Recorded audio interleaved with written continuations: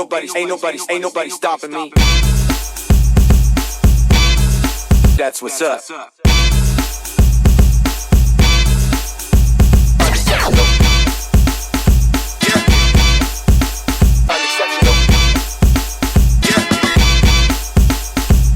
Ain't nobody stopping me.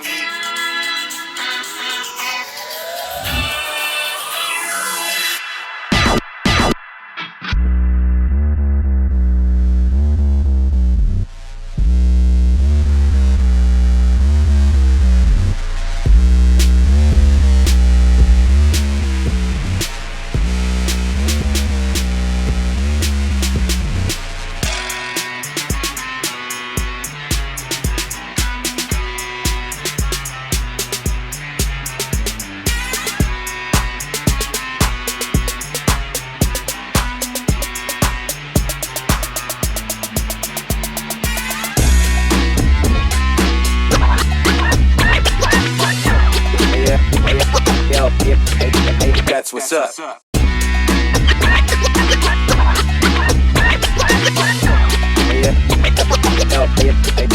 Ain't nobody stopping me.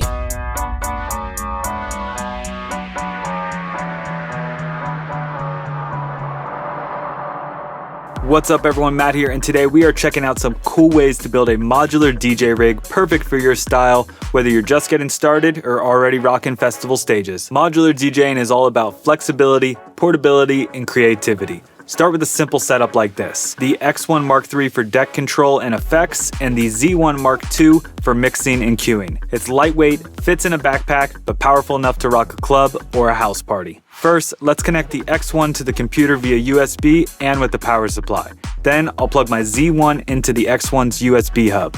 I'll connect the RCA outs to my speakers and the headphones to the output right here. I thought it'd be cool if we break down the performance from the beginning of the video so you can see what's being controlled by what and how I put the whole thing together. Let's start with deck B because that's where the main track is coming from. So what I did was I found some cue points I really liked that I knew I'd be able to finger drum, and then I just put different markers on them.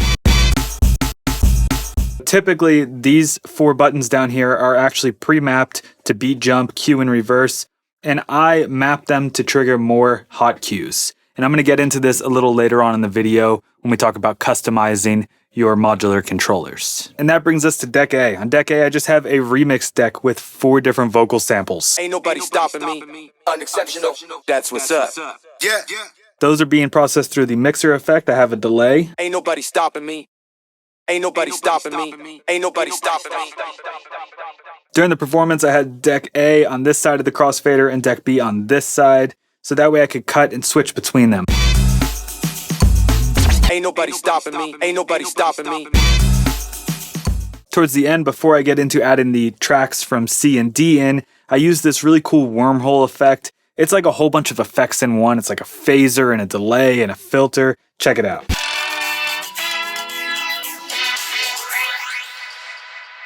So cool, one of my favorite effects on here. And that's what gets us into the next song. As far as the Z1, I'm really just using it as a simple mixer in this situation. I got my crossfader set to sharp so I can do some quick cuts, volume faders for each track. What's really cool is since this is a remix deck, if you click the little stem button up here, you can actually control the volume of each sample on your remix deck right here. So let's just bring that up. You can see it's changing the volume of my first. Ain't nobody stopping me. Yeah. That's what's up. That's what's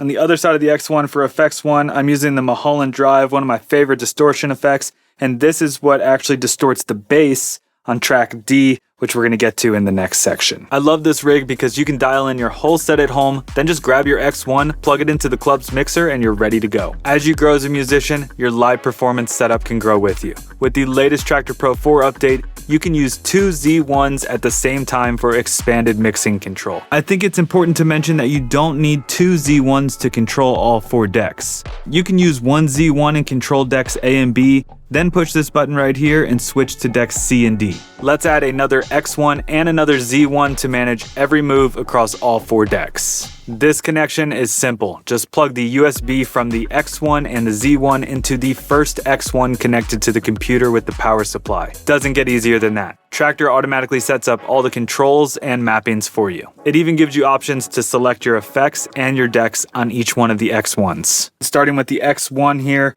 on deck D, I have a track that's synced to deck B at the same tempo.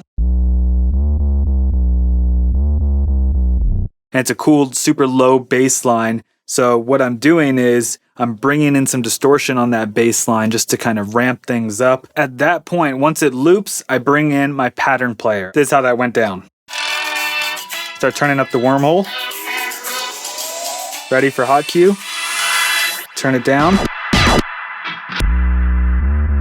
Track is playing on deck D, I start turning up distortion.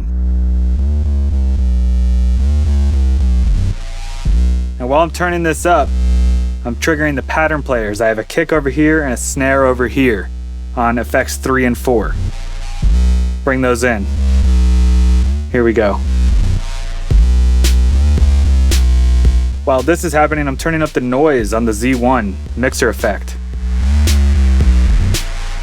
Start increasing the snare. And as I'm turning up distortion, I hit my next cue point. Turn off distortion. Now I start increasing pattern player patterns, the kicks and the snares. Turning up the pitch.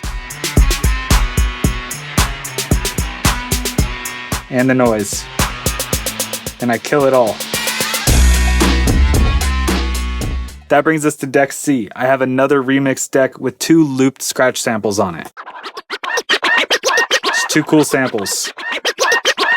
And I can switch between the crossfader and bring them in and out. Let's go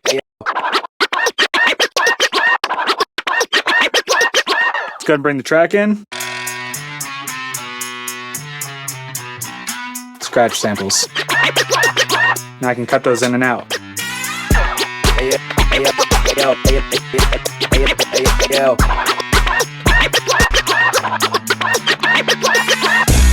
Now while that's happening, I'm triggering samples over here and cutting the volume of deck C. So ain't nobody stopping me.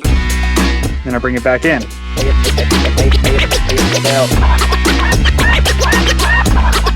That's what's up. Modular isn't just about adding more gear, it's about making the gear yours. In Traktor Pro, you can customize buttons, LED colors, and even create entirely new mappings. In the Traktor settings, you have dedicated pages for editing your X1 or your Z1. The main page gives you some really cool features for adjusting pretty much every knob or button on the actual controller itself. And this is what I was talking about earlier when I said I've remapped some of these to be different hot cues instead of their standard function buttons. Over here on the nudge buttons, you can see I changed this to hot cues 5 and 6.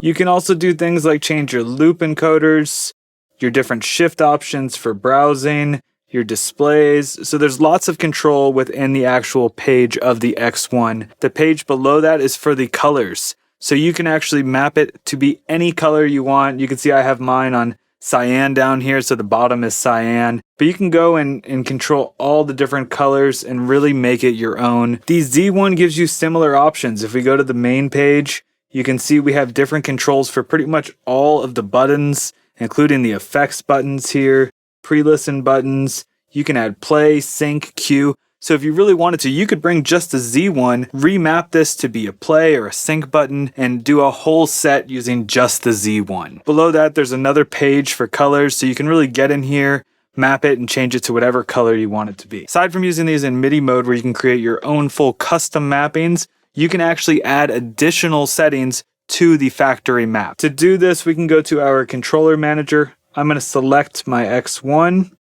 And you can see I actually already have some things mapped here. So earlier in the video, I told you how I've remapped some of these to be additional hot cue buttons. What I did was add in a new mapping. This is for the right cue button, which is right here. And I changed this to control hot cue 7 on deck B. You'll also notice that I added a LED so the LED lights up with it. The next one I did was hot cue 8, and that's the rev button. I made this one green because my loop is actually green. So just like if you had a looped hot cue, it would show up as green. And that gave me 2 additional hot cues. Now the options are truly endless here. Whether you're just getting started with a minimal setup or crafting a totally custom live show, Modular DJing with Traktor gives you the tools to design the perfect setup for you. If you haven't seen my advanced DJing video, I go into deep detail on how to use modular controllers with analog gear, Ableton Link, club mixers, and more. Link in the description. If you have any questions or ideas for your own setup, drop a comment below. If you want to grab a Z1 or an X1, check them out over at nativeinstruments.com. We'll see you in the next one.